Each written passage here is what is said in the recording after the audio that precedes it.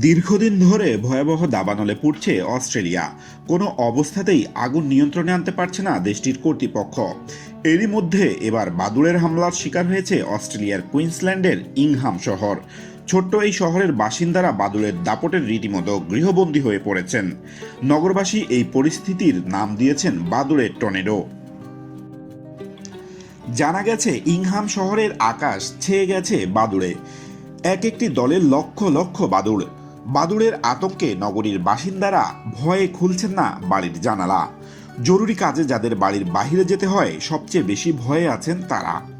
এমনকি বাদুড় আতঙ্কে সন্তানদের স্কুলে পাঠানো পর্যন্ত বন্ধ করে দিয়েছেন অনেক বাবা মা। ভুক্তভোগীরা বলেন, এমন ঘটনা খুবই দুঃখের। বাচ্চাদের স্কুলে পাঠাতে পারছি না, এভাবে জীবনযাপন সত্যিই মুশকিল।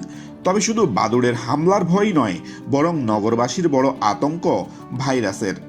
লাইসা নামের এক ধরনের ভাইরাস বহন করে অস্ট্রেলিয়ার বাদুড়। এদিকে অস্ট্রেলিয়ার আইন অনুযায়ী বাদুড় বিপন্ন প্রাণী।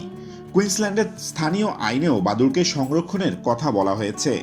তাই বাদুড় মেরে ফেলার মতো কঠোর অবস্থানে যেতে পারছেন না দেশটির প্রশাসন।